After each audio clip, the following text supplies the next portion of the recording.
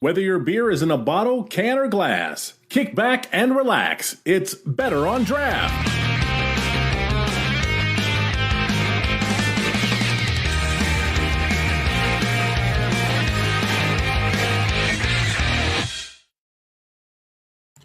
We are live. This is episode 308 of the Better on Draft podcast. My name is Ken. Thank you so much for joining us. I appreciate it. It is a crazy night here in Michigan, obviously, with the snowstorms. Our resident power employee working for DTE, Nicholas, is going to be working on that. And I believe we have a few illnesses. That doesn't stop us from podcasting. Once again, my name is Ken. I am drinking to celebrate our special guest who is going to be with us today. We do not have another brewery, but I have a Le Fin de Monde. Ooh. Nice triple to start out the night. Dan, it's 4 o'clock. Bonjour, Ken. How are you doing? It's 5 o'clock here. It's wintertime. Okay, 5 o'clock. Bonjour. Bonjour. How are you? I'm all right. What are you drinking over there? And I swear to God, this wasn't planned, but I also have a Le Fin de Monde. Oh, shit. Yeah, that's awesome. Mine actually has the born on date of 2014 as well, so this is a little aged.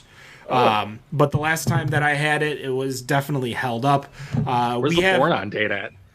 Mine has a code on the bottle, so I don't know if mine's it's on in a the can. Yeah. Or excuse me, 2016. Not 2014. It's 2 years younger. But with us, why don't you introduce yourself and tell us a little bit about BAOS, what it stands for, and what you're drinking. Yes, first and foremost. So my name is C. I am from BAOS Podcast. It's Beer and Other Shit, ridiculous name, but one of those things that stuck. I am, funnily enough, just to note, I lived in Montreal for 10 years, and that is where Unibrew are based out of, Chambly, Quebec, which is about 30 minutes from Montreal. So I feel very welcome, boy, so I appreciate you. I am now in Ontario, just outside of Toronto. So I representing for a Toronto brewery, Bellwood's Paper Tiger. It is a dry hopped pills.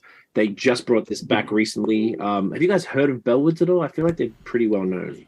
I have not. I have not either, no. Yeah. Interesting. Well, just as I said, they're well known. Yeah, they're sort of one of Toronto's, like, about 10 years old, and they sort of were the ones that were the, what do you want to call them? Like the pioneers, I guess, of the haze, milkshakes, all that shit in Ontario, and if not Canada, from 2016, 17-ish. So, they changed a lot out here. Huge fan of them forever, so I thought this would be a perfect starter. Plus, this is my first beer of the night. But yeah, man, I have a podcast. We mostly, it sounds like we do the similar things where we mostly interview breweries. Well, shit, sorry. I have my dog Barrington on my lap here because he's just a pup and had nowhere else to put him. But yeah, man, we started in 2015, and it was just like a casual thing from my friend and I, who was my co-host at the time. I started when I moved I'm from Australia. I guess you can hear the accent. I've been in Canada for 12 years. I'm a citizen now, finally. And when I moved here, the first summer, I drank beer and stuff, whatever. But my friend, one of my friends in Australia invited me to this group, like a Facebook group called 365 Days of Beer, where you had to take a selfie with the can, label pint glass or bottle, and then number it and review it or whatever. So I was like, sure, there isn't 300 beers in the world anyway, so this would be a fail, but let's take a look. This is January 2011, and I end up finishing it in 7 months, by August, and then I was like, well, I'm just going to keep doing this. So I'm up to like 7,500 unique beers reviewed. I just kept doing it. So that led to starting a podcast. My girlfriend was like, listen, look for a beer podcast. Why don't you check that out? This is about 2014, 15, and I just couldn't really find anything. Like at the time, there was hardly anything, at least locally, to talk about things that I could access, or anything that was there were just like old dudes, like just like mumbling and shit. It wasn't appealing to me. So she was like, well, why don't you start a podcast? And I'm a musician. I've been doing hip hop music for 20 years with my brother. That's why we moved to Canada. So I already had the equipment. He's an audio engineer. I'm like, all right, boom. Asked my friend to join me as a host. So we just did it for a laugh. And I called my Tumblr blog Beer and Other Shit because it was everything that I posted on Instagram, including my beer reviews and just other shit. And very lazy name, very stupid, never intended to take it seriously. And the podcast was like a fun side project. It looks like both of you guys are in music as well, so you can understand the frustrations that music consistently offers. So to me, it was just a cool hobby on the side, plus like a creative outlet, do the pod, And then breweries started reaching out, and then we're like, oh, and one of them specifically, funnily enough, also in Montreal, called Glutenberg. They do arguably the best gluten-free beer that I've ever had. They win all the awards at all the different events and stuff. And they didn't want to be on the podcast because of the language, because we were overly cussing and also the cussing in the name. So we're like, all right, fork in the road. Do we say, I don't care, and then just keep doing that? Or do we switch it up? So obviously we chose the latter. Couldn't come up with a better name, so we just abbreviated it to BAOS, that people sometimes think is a word because there's no like periods in between. Yeah, man, we've just been going strong ever since. It's a pretty regular. I'm going to hand off the old pup here. Hang on, wait, he's caught the headphone. There we go, you got it. A pretty regular thing that we do now. We pre-COVID, we were traveling a lot with it. We work with tourism officers and centers to work with Colorado, Vermont, Virginia, a few local places as well. So it's just become like a real side project, revenue generating, which is great because we also have a bunch of other businesses that my girlfriend and I run together. So I love it. Get to talk to cool people, a lot smarter than I am, and it's a good time, boys. You mentioned you moved to Canada for hip hop. For the hip hop scene, I'm not familiar with the Canadian hip hop scene. The only hip hop artist I know from Canada, I believe, is Snow. He's a reggae artist, but close. Thank you for informing me on that correction. Oh, Lord, here we go. What was the reasoning behind Canada? Because obviously within the United States, we're probably a lot of homerism between West Coast, East Coast, Atlanta, the Carolinas, Detroit. But how do you land in Canada for hip hop? Great question. Also, have you heard of this guy, Drake? Yeah, he might be Canadian. He was a drummer in a band on a high school TV show, right? He's got those sick dance moves. Yeah, he goes hard. Yeah, the Canadian. It's when you put it like that, it is kind of weird. So we got we never really felt at home in Australia, I guess, with their music. Australia never really understood hip hop, small scene. And they sort of had this weird way of like, you had to make music in this certain way for it to sort of go anywhere. So a lot of our traction was coming from blogs in the States. And we got this deal back in, there was 09 we got the deal, but in around 07 to 09, there was like the hip hop sort of like the blog era, they call it. And there was this one blogger who was in the top tier of the top 5 biggest blogs, but he was really supportive of independent and underground artists. So he really supported us, and he started a distribution label. Like he had a sub deal with another label, and we were the first. Like our crew was the people that he signed. So to us, I was like, all right, we're getting some looks over here. And I had lived in Toronto in 2004, so I had a bunch of friends here. There's a thing that actually you guys might not be familiar with this because it doesn't exist in the States, but in almost every other country in the world, they have these things called the Working Holiday Program. So there's a reciprocal agreement. Are you familiar? No, I was just laughing at your setup. Yeah, and I'm not saying it. I'm almost like bitter because that's why I couldn't come to the States. That's really my answer. It's almost impossible to come to the States unless you get married or get a job to sponsor you, or you invest. We're hardcore for immigration. You're not joking with that.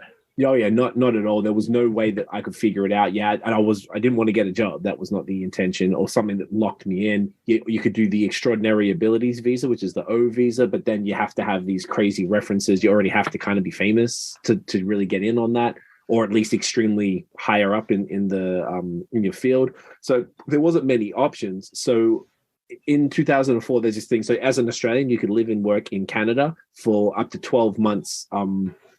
And you did it one time between 18 and 31-year-olds. So we did it in 2004, and I was like, I wanted to be here, and I was like, I'm never going to be able to go back. And then we visited in 08, and then I checked online, and they happened to change the visa to 2-year visa rolling, so you could just keep applying. So if you're 18, you could just live here nonstop until you're 31. Just keep what's the word? Reapplying. Yeah, reapplying and you get the visa every time. So I was like, sick, that's my window. So we got that and we just thought, you know what, if we're based in Canada, which is somewhere I know I can be with no problems, I already know people here, I know how it works here.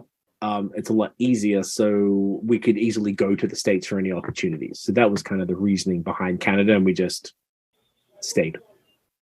Now, why Montreal is a curious one. Do you speak French fluently, at least when you arrived? When I arrived, I did, funnily enough, because so the quick story with that, we moved to Toronto. There was 4 of us. 2 of them left. So there was like we had like a crew. It's called the Movement Fam in Australia. So it was like a whole bunch of other rappers, singers, DJs, and stuff like that, like a collective as such. So my brother and I were the main sort of, he was the producer and engineer, and he rapped, and I just rapped, but I did all the business side of stuff. So really, me and him were the driving force. So 4 of us moved over, 2 of them left, and me and him stayed.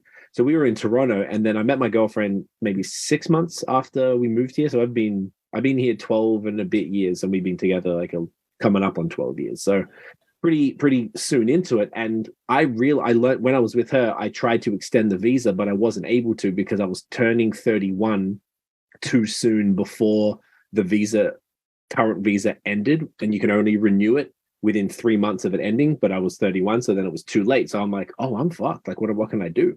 So we'd been to Montreal on like when we first got together, we did a little weekend, and I don't know if you guys have been, but it's beautiful, particularly in the summer. It's all like European architecture. Everyone's nice. There's French stuff everywhere. It's romantic. And because I always had such a great time that she's like, yo, do you want to move to Montreal and learn French and get a study permit for me to stay? And I'm like, sure. So we basically did that. We went to McGill, which is like the Harvard of Canada. And we learned French for 6 months. That was enough to keep me in. I passed the immigration test and everything in French. I got good. Now I'm horrendous, but it was full-time French for 6 months, which was very intense, like 6 hours a day. But yeah, that was Montreal. But as far as music, we worked at the Apple store, which Ken and I were just talking offline about that. And I met this lady because I talk funny, you get into conversations. And this lady was like, oh, I told her I was moving to Montreal. And she's like, oh, my daughter's in Montreal and she's moving to San Francisco, but she runs this event called Hip Hop Karaoke and they're looking for people to replace her. I'm like, perfect. I don't know anybody in Montreal. So we went down and basically we joined that team. There was like 7 of us, but that was great because that got us into the scene, got to meet people, venue owners. So we were able to get a lot of opening slots, DJs, producers, singers, rappers, everyone we needed to know to sort of start doing things. So we got a lot of the big opening acts for a few years in Montreal. Then acts just kind of stopped coming. I think it was just like, it wasn't a recession. It was just like some sort of a dollar plunge. Like the Canadian dollar was worth so little or something that American artists stopped coming because it was too expensive for promoters to make it worthwhile or something like that. But yeah, that was the whole reasoning around it. And we just stayed in Montreal for 10 years because we had super cheap rent. And I feel like if we were in Toronto and everything's crazy expensive, we wouldn't have been able to start our business or continue doing something like BAOS because it just, you don't have time to do all these sort of hustles when you got to really worry about just covering rent each month type of thing, Yeah, absolutely. So, you're mentioning that they're friendly. See, I had a different experience when I was in Montreal, probably because I don't speak a lick of French. I get the same kind of reception when I go over to Paris. It's just kind of like, okay, guys, like you don't have to treat me like that because I don't speak French. I mean, the rest of the world speaks English too. You could pick it up, and they're just not wanting to. Wait, hold on, true. Dan. I heard you say bonjour. So. I did say bonjour. Yeah, that's about all I know because it's all they keep saying when you're around. Mm-hmm. Same word over and over. So tell us what's some of the other shit you talk about on the podcast. Obviously, you talk about beer. What else do you get into? To be honest, not really anything much anymore. It was mostly beer and beer industry. We've had wineries on. We've had cider companies on.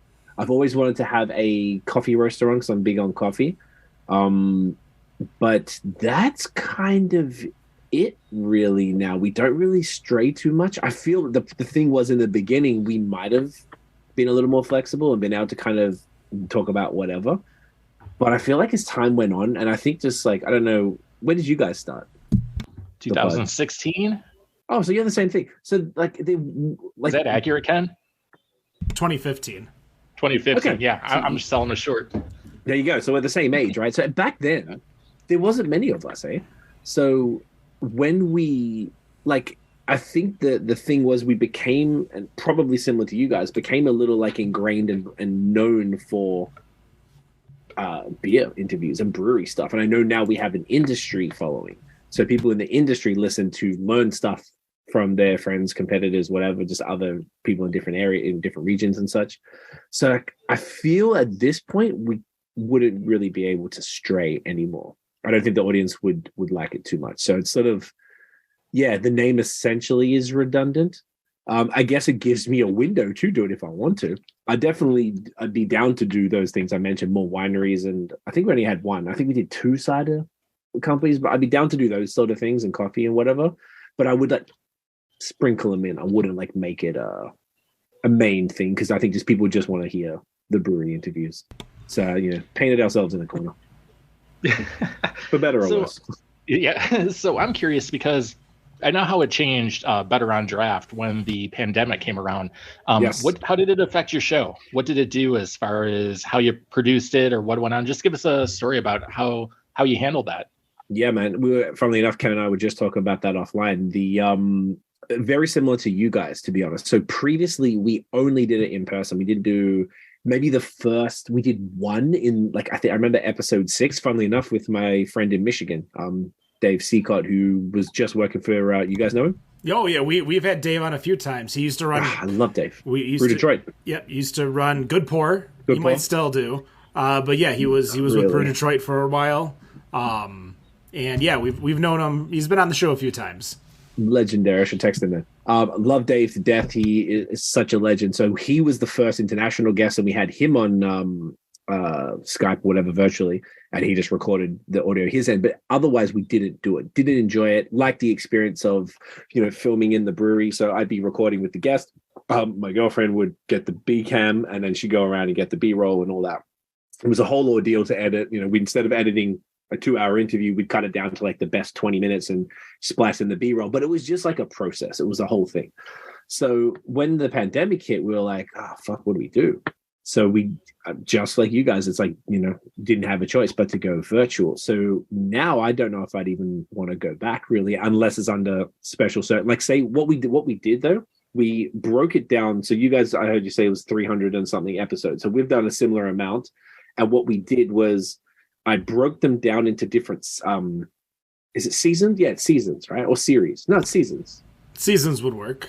Seasons is the one. So so year 1 was season 1. Year 2 was season 2. So I kind of did that all the way. Then right before the pandemic, we started working on season, I think it was 7. And that was one where it was specifically focused on, it was called Against the Grain. And it was about Quebec breweries who were doing things that the rest of them weren't. So Quebec's known for things like Unibrew, Belgian styles, barrel-aged beers, things like that. And they were very resistant to haze, smoothies, pastry stouts, all that stuff. So I had just a small series with 6 breweries, very strict topics that we were talking about. We did 4 of them, and the last 2 were scheduled in the first 2 weeks of the lockdown. So they got canceled. We never finished it. So then I was like, all right, so we made the next series, the adjunct series, which is what we called it. So we had 159 episodes that were just the original ones. And then now we're up to 114 of the adjunct series, where it's just like the virtual one from that, which is kind of allows us to do like an adjunct, throw in anything, do whatever we want. And then, we'll continue. We have series 10, which is Link Up, which is these things here. I could talk about that in a bit, but it's our non-profit, our craft beer non-profit. We do beer collabs. So then I made that a series. So the lazy version, I just do random interviews and throw them in that adjunct series, all breweries, but still. And then I'm looking at more creative ideas moving forward. We come up with a theme for a series or a season, and then execute on that. So now it's all virtual, and I kind of prefer it this way for the most part. It's easier. Got a little space now. The sound is always good. All of my stuff is here permanently. I want to get a proper mic. I don't typically need one. I have the old Zoom for when we do pods, but on the road. But this doesn't seem to move the needle on these type of ones as far as I'd need like the proper, the Shure 7MB, whatever it is. So I'm trying to get that just to upload it, but I just didn't need it. It was pretty chill, man. So yeah, that's kind of where it's at now as far as preferring it. Do you guys prefer the virtual to the in-person? Because I know you guys had the studio. There is definitely positives and negatives for both. What I love about being in person is that you get a sense of an ability to really play off of people's body language. While we are managing behind the scenes, people don't necessarily get to see all the stuff that we're doing while other people are talking. When you're in person, and especially with me, Dan, and Nick, one of our co-hosts, the first iteration of the show, the three of us were so good at playing off of each other because we've known each other for so long. So talking to each other was just second nature, and being able to know when to get into each, not necessarily conversation, or when to jump in, so we're not jumping on top of ourselves or jumping on top of each other.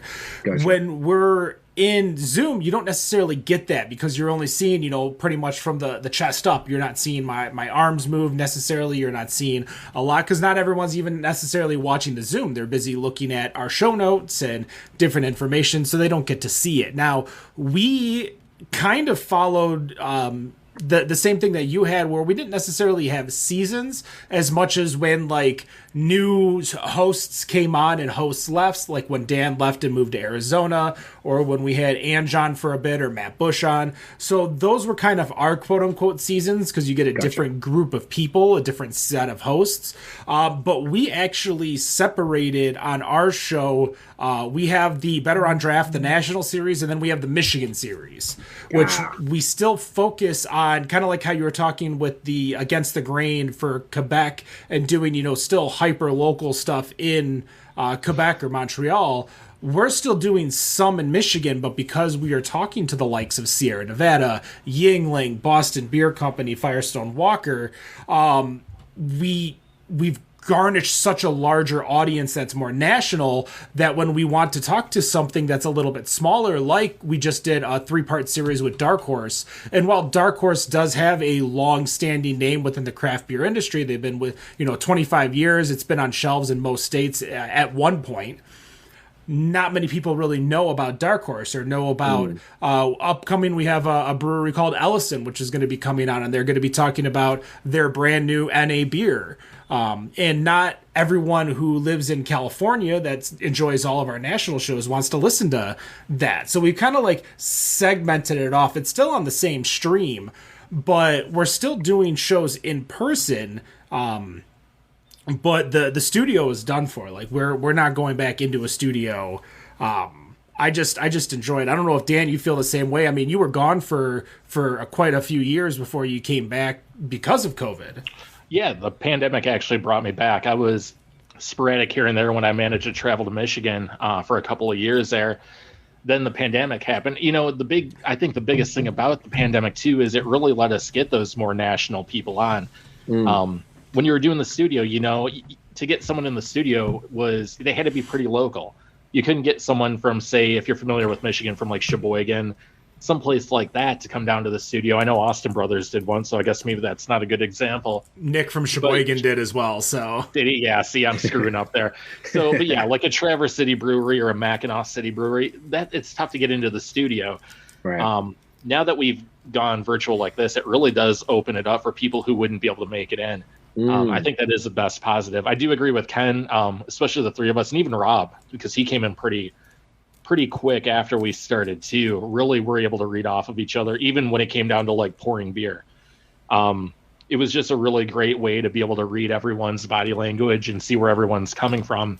But that is the one thing that's missed. But I really love, like, we never would have had Firestone Walker on, for example, one of my favorite breweries out this way, if we didn't go virtual. So it really has, it does have a good benefit, as well as the negatives there.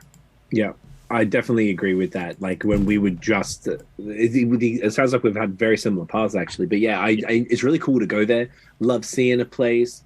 Love actually, you get the tour, you mess around for 30 minutes beforehand, you meet them, you pour the pint, and you're like, hey, do you want something in the meantime? Cool. And you warm, because as hosts, which you guys would know too, you got to warm them up a bit. Some people get nervous when you stick a camera in their face, and you're sitting them next year, and then you got to find the space in the brewery. So it's a cool experience, and they always treat you like royalty because you're coming in to promote them. So they take care of you. Sometimes they'll give you a meal if they have a kitchen, and everyone's super cool. Might send you away with some beer. Then we do more content to give them more promotion. So that was cool, and I sort of miss it. But then this is more convenient, like you said. Like we wouldn't be able to do this if it wasn't for that. And basically now my only condition is that they send the beer, just because I have a fun thing, and it does sound ridiculous. Obviously, like if I show you, I have a pretty ridiculous cellar just over here.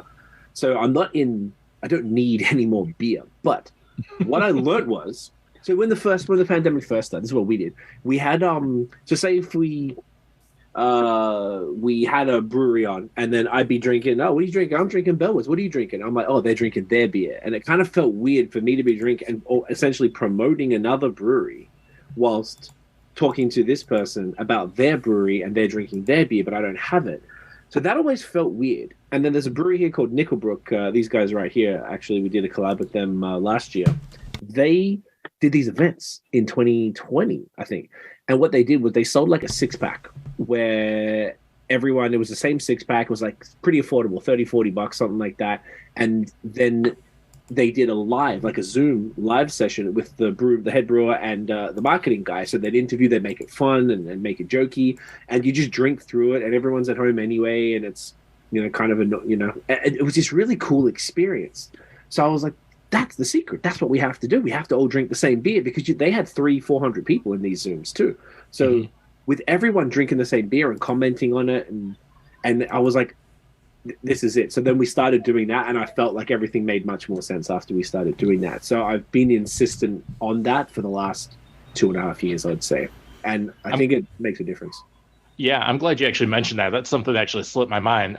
We've been getting beer shipped to us pretty regularly since the whole pandemic happened. I wish I could show you the closet in this room, because the entire thing is filled with beer over the last year or so that's shown up at our door. It's just so much of it shows up. That was another good benefit of it, because we do get to try beer that we normally wouldn't get to. When we were in the studio, of course, I don't think anyone ever didn't bring beer for us to try. But everyone brought it, whether it be growlers, bottles, cans, whatever they had for us to try. So I know we've made a pretty good effort. In fact, Ken got on me in the earlier days of this to try and be drinking the beer of the person we're interviewing, so we're not doing that. Like, for example, you don't have a brewery, so it's hard. So, I'd be opening a Yingling, and we're having, say, Bell's on with John Malin. Ken's like, no, dude, do you have a Bell's you can open there? Something to that effect. And it really does make sense. Yeah. It doesn't make sense to be promoting a different beer while, we're talking about something else. 100%. Yeah, it's just like a weird thing. And like if you're doing the promo, like what we used to, we don't do this anymore because Instagram only cares about reels, but we would cut like up to a 60-second snippet from the pod. And then what I used to do, we used to post in threes. So I'd post, say, typically the pods will go for like 2 hours, and we'd probably go through 4 beers. You don't drink all of them for the most part, or you'd be pretty sloshed, but you go through like half of each or something. And I would take photos, or my girlfriend, if she was around now here, I'd do it myself, but I'd take the photos, I'd post, say 2 photos that side, 2 the other side, and then in the middle, I'd post the video. And so it was actually a part of the promo of the podcast. So the idea is to talk about, you talk about the story, but really people care about the product a lot. So you want to show off, they work, that's what they do. They work really hard on that. So you want to talk about, we get nerdy about the product. I imagine you guys too, but you want to show it. You want to use that in the promo to be like, hey, that's what we drank. I've seen people as well, and I imagine this happens with you guys, where they'll post an Instagram story of themselves holding the beer up to maybe their computer or the TV, and they're drinking the same beer that we're drinking whilst watching the brewers have the conversation. And I'm like, this is great, because this is working. Like, that's really cool to me that it's translating in that way. So it just makes more sense. No one's ever pushed back, but I'm always a little concerned that people think that, you're doing it because you want the beer. But when you had a pod like the two of us, like, for so long, it's not, we're not short for beer. We're not struggling for that. So it's never about that. It's just making the experience worthwhile. If the brewery's going to spend the time and the energy, whether it's coming to your studio, whether it's jumping onto Zoom or whatever it is, like, let's do it right. Let's do some promo. Sometimes they'll send like a shirt or a hat or something. I'm like, that's smart, because then I'll wear it. then it's extra branding. So it's like, small things. And go ahead, Ken. Sorry. I was going to say, I don't know about the genesis of your show with your friend, but for us, a lot of the conversation is things that we would be conversing at a brewery ourselves. And we would sit down, either with the bartender or, maybe the brewer might stop by, because at this time, the craft beer explosion was like at the precipice of, at least for Michigan, like it was starting to like burst up and blow up.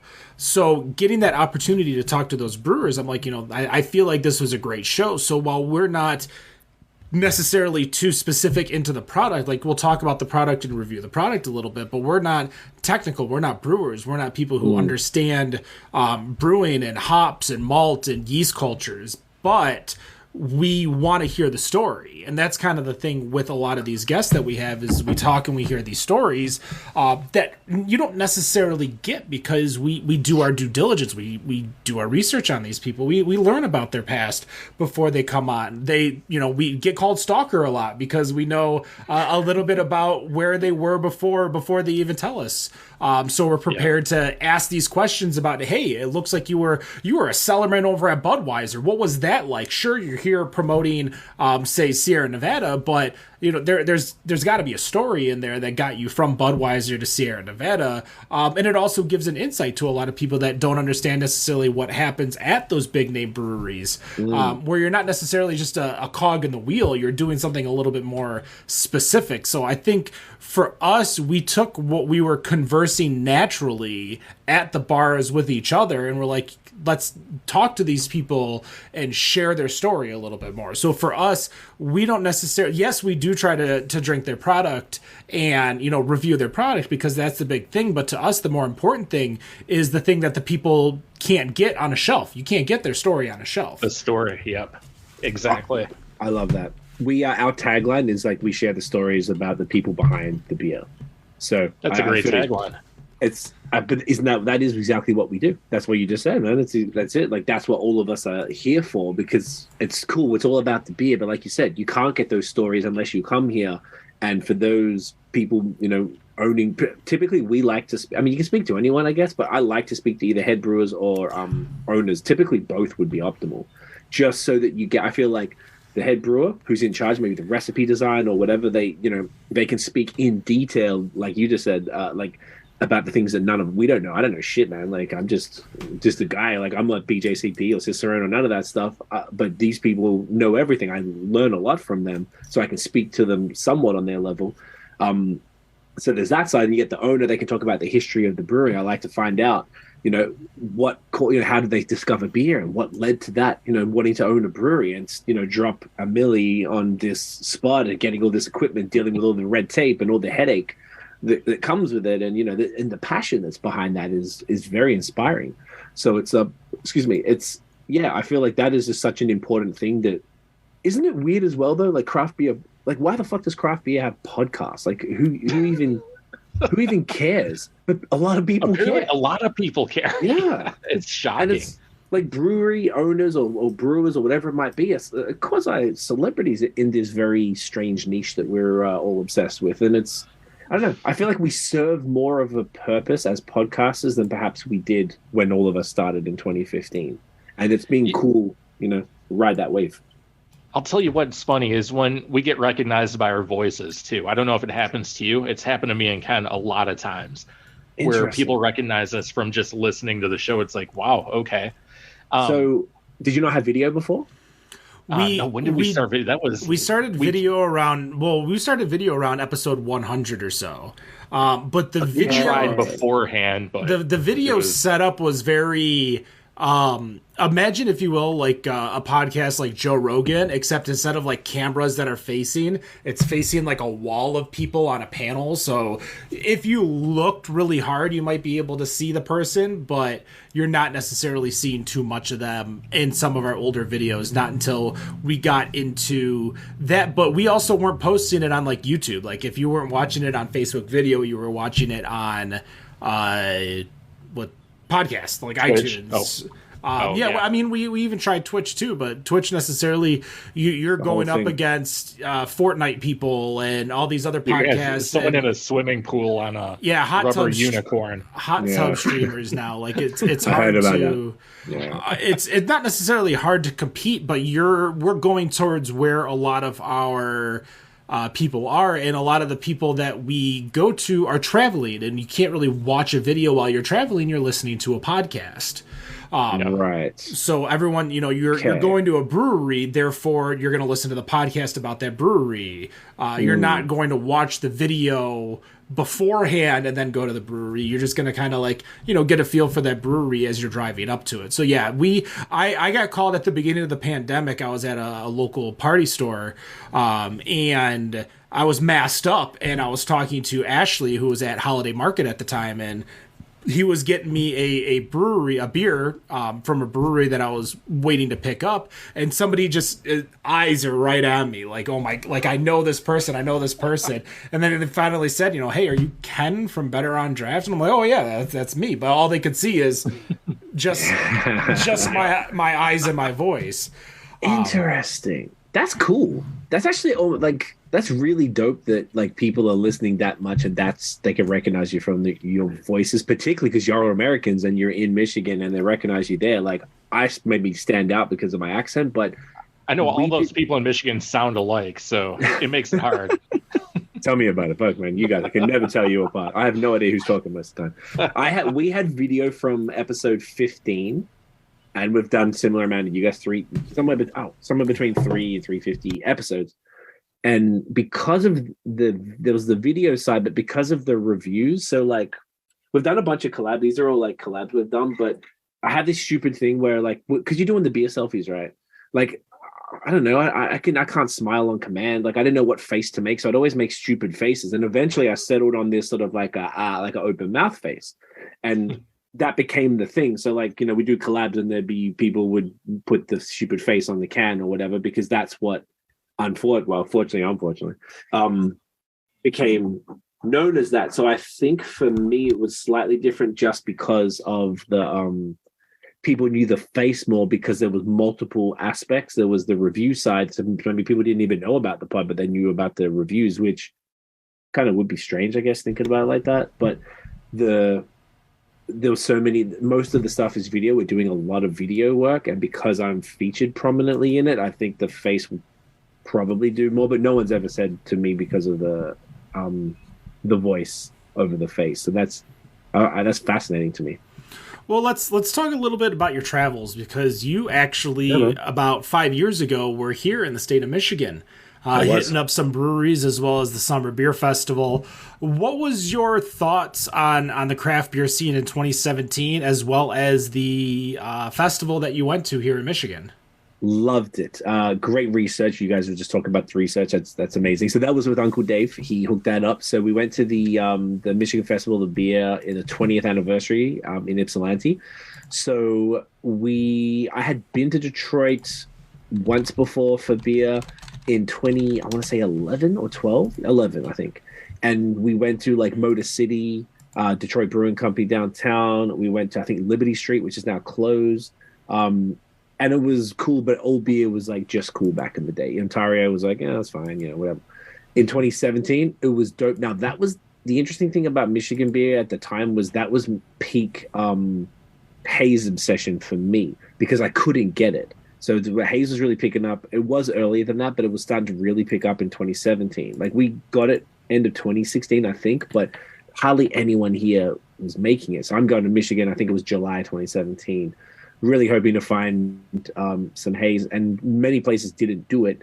But then we discovered Old Nation, which was phenomenal.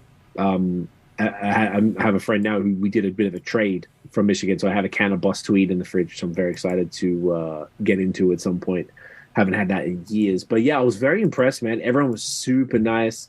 The festival we went to was fire. Dave was working at Arbor Brewing Company at the time, so we hung out there a bunch. I thought their beers were super solid. Great food. The one in Ypsilanti, was a cool vibe. Yeah, really good food. All the beers were I guess less on the trendy side and more on the sort of wasn't like not innovative, but just less on the typical trend. At the time it was haze. I mean, I guess now you'd be looking at pastries and smoothies and all of that stuff. I thought everything was great. I've always loved Michigan beers. We did a bunch of pods there. We did a podcast with Batch, who were doing some killer stuff. We did Holmes, who I know now are killing it. Like at the time they just opened. That was fantastic. And we did Founders, which was just impressive seeing the scope of I didn't think I'd ever seen a brewery that big before. Yeah, man, it was just such a good time. We nearly died in the Uber. A guy was falling asleep driving, and we had to get him to pull over. Like that was terrifying. But aside from that, it was a flawless trip, man. Very impressed with the beer and some of the stuff that I'm not sure. So Dave's friend Zach, he was doing the Brew Detroit podcast with him, and now that Dave's departed, I think that's finished up. But they came up and they brought some Brew Detroit stuff, but then Zach sent me a bunch of beer, and some of the ones he gave me, I think it's called Drafting Table. Their Pilsner was so good. I couldn't believe it. It was exceptional. And another brewery was called Ascension. Love that. He's something like just a pale ale. It was killer. Yeah, those breweries are only like 10 minutes from me themselves too, so you can. Yeah. Here's the funny thing about this. Me and Ken actually poured for Latitude 42 at the 2017 Summer Beer Fest. Did we really? There's a very good chance we might have poured you a beer at some point. That is highly like Latitude 42 is the brewery. Yep. Okay, I can check Untapped because it'll come up. I have obviously a pretty fuzzy memory of festivals, as we all do. Yep. But yeah, man, I'm really impressed with all things Michigan. It was cool because I hadn't been in a while. Obviously, pandemic fucked everything up. But when you wait for citizenship, I've been waiting since August, and you have to cut up your PR card in front of them. So basically, you can't travel until you get the passport. And without a travel date, you have to wait like 5 months. So I still haven't. I got the passport, so I still can't leave. Hopefully the next week or two is what I am expecting it, but I haven't been able to go anywhere. So I've been really looking forward to getting back. And now, particularly now, I got a bit of a taste of, of some stuff that has been super impressive. And obviously 5 years in the beer world is a millennium type of thing. So, there must be some crazy changes from 2017 to now. So it seems like a really exciting scene out there.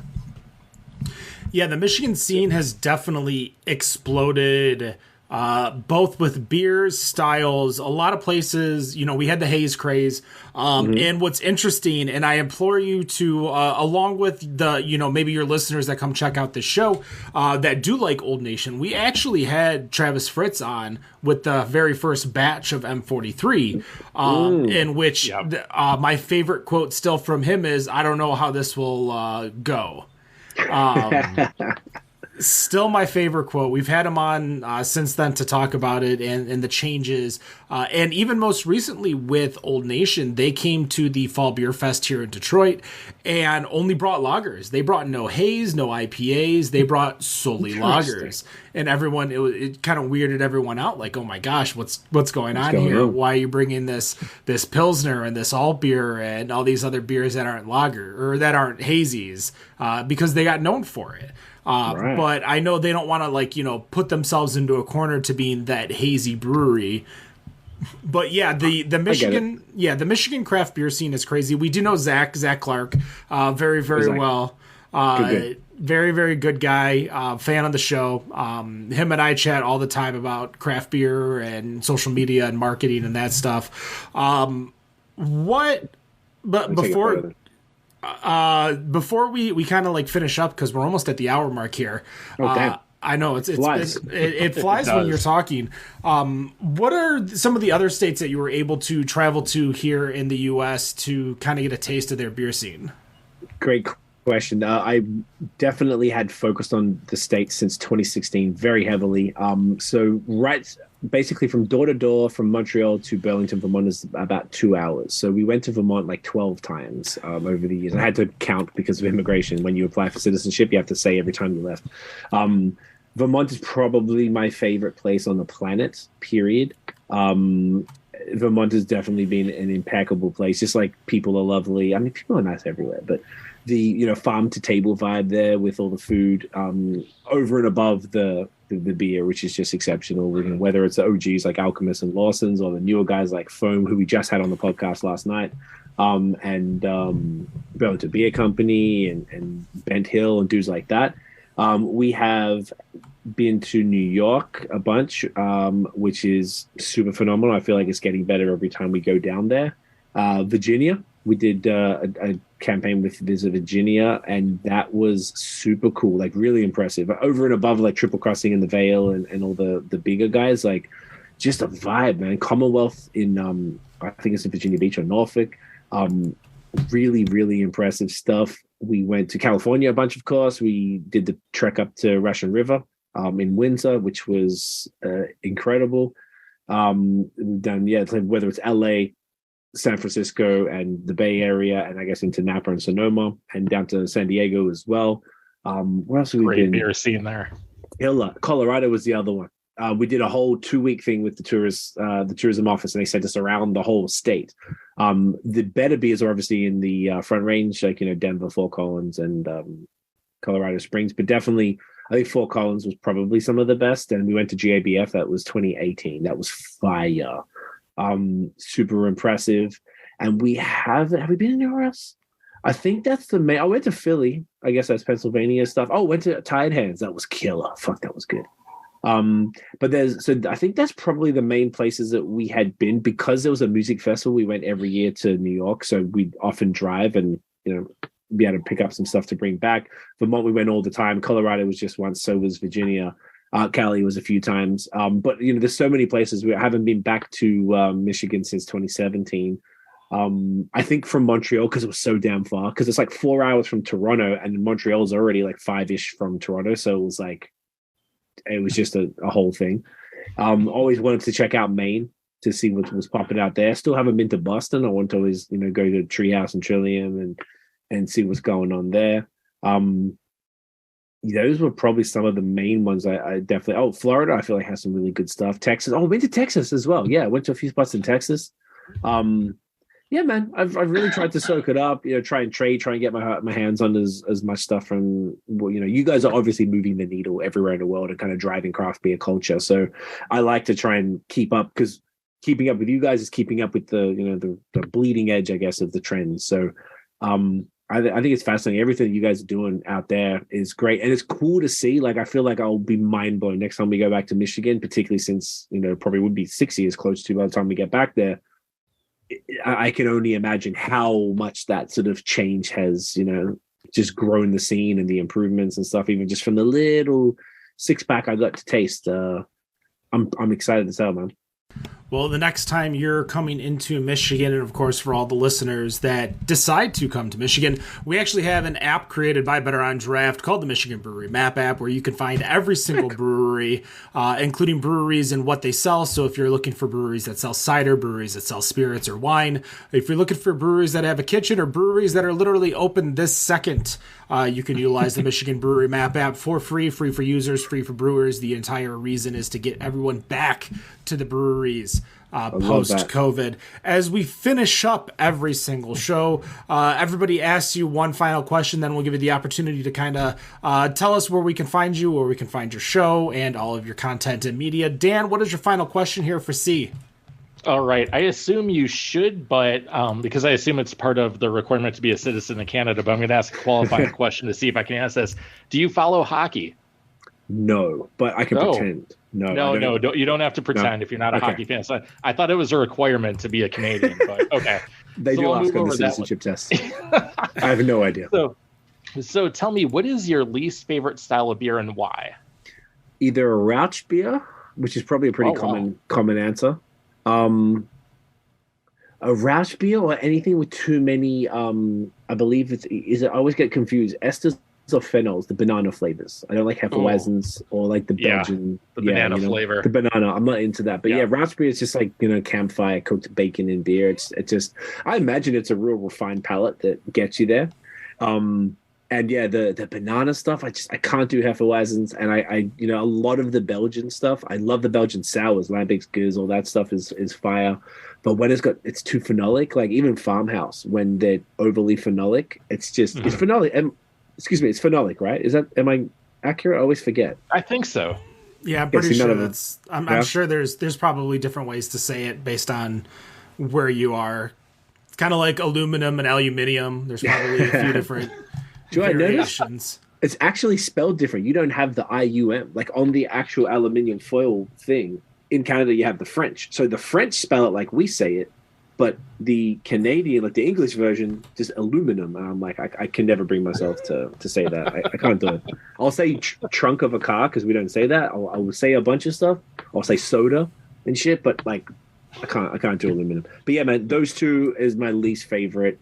No shade, but fortunately, it's not in my life too much. And there are there are a whole bunch of styles I previously maybe didn't love, like barley wines, that I've really kind of fell in love with more recently. So there's, even if you know, I feel like you as beer fans, you know what, guys, like people like us who have been in it for so long went through the old school rainbow where it's like, you know, you do the blondes, lagers, ambers, brown ales, porters, stouts, and then you go into the Belgian stuff. You do the whole, you know, the whole thing. The kids these days who get into beer just go straight into haze and like smoothies, and I think that's what a sour is and shit. So like I feel like we were almost blessed to be able to really discover everything, and rediscovering those things has been a lot of fun. Like I've enjoyed a lot of brown ales recently, which is kind of weird for me, to be honest, but I'm like, this is fantastic.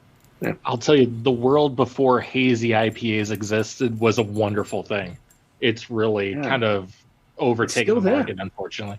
Yeah, it has, and it'll fade, and it'll still be there, but it'll fade a bit. And I'm starting to see a few signs of that. I imagine we're seeing that everywhere. There's part of me where, you know, I've been called out for calling out breweries that maybe don't have anything other than IPAs on draft or IPAs and sours, and there was a whole bunch of shenanigans. Oh yeah, bunch of shenanigans for sure. My final question is very, very simple. Your show, you've been going on for 300 plus episodes.